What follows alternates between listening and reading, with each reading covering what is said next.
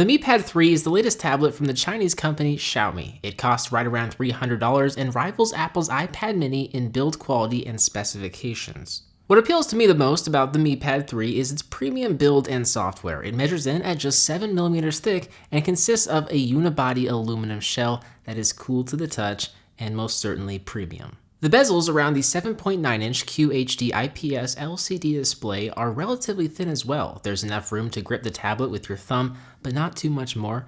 The display itself is very crisp, it has good contrast and viewing angles. The only concern I have with it is the display size itself. The smartphone in my pocket measures in at 6.2 inches. The question you're going to have to ask yourself before you decide to buy this thing is if you really need a tablet that is a couple inches larger than the display in your smartphone.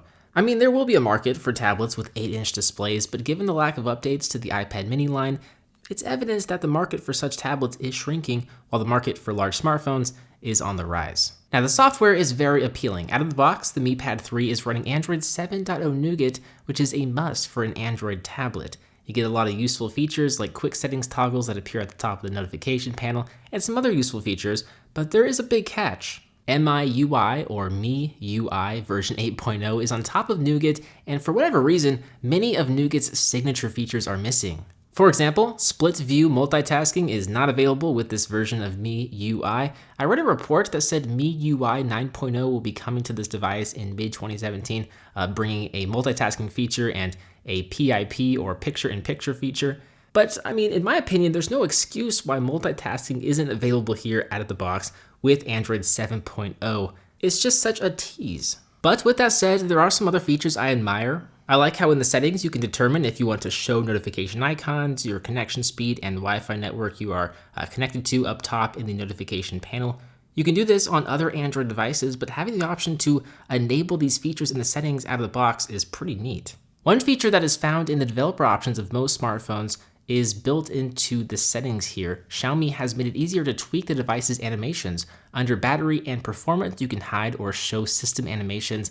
This will speed up your device or slow it down depending on the settings you select. There's also a neat feature to auto start apps. Under app settings, you can add applications to auto start when the device is booted up. It's reminiscent of a full-fledged laptop or desktop. I think it's pretty neat.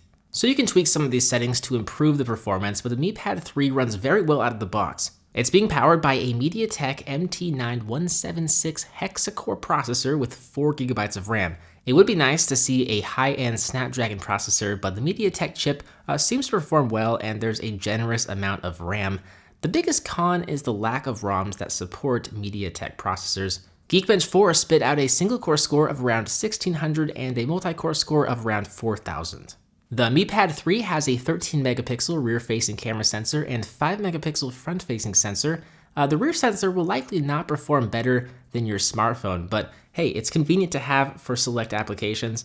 The same can be said about the front-facing sensor, though I found it to perform on par with the front-facing sensors found in many flagships out there. Under the hood, we have a 6600 mAh battery that should provide on average around 8 hours of screen-on time. Xiaomi says you'll be able to get up to 12 hours of battery life, but I think that's a little bit of a stretch and will require you to be using the tablet at low brightness. What's neat to see, however, is that the battery is larger than the previous Mi Pad. There are dual stereo speakers on the rear of the tablets that do a decent job. They don't get as loud as I would have liked, and they don't quite compare to the speakers found on the newer iPads. It would have been nice to have them located on the front of the tablet so audio is blasted toward your face, but these speakers are not terrible. All in all, the Xiaomi Mi Pad 3 is a solid alternative to the iPad mini. For $300 give or take, you get a fast Android tablet with a good screen and amazing build quality. The biggest problem I have with it is its awkward size. I mentioned that earlier. I just can't really justify buying an 8-inch tablet when the phone in my pocket is only a couple inches smaller. I could see this tablet being great for a family or for young kids who are too young to have smartphones. If you're interested in the Xiaomi Mi Pad 3, I'll place a link in the description to check out the listing via GearBest.com. GearBest is selling it for right around $300 and it does come in English, so definitely be sure to check it out if you're at all interested. Links will be down below. As always, I'm BoHD from PhoneDoug.com. I hope you enjoyed this video. Thank you for watching, and I will see you right back here in the next one. See ya.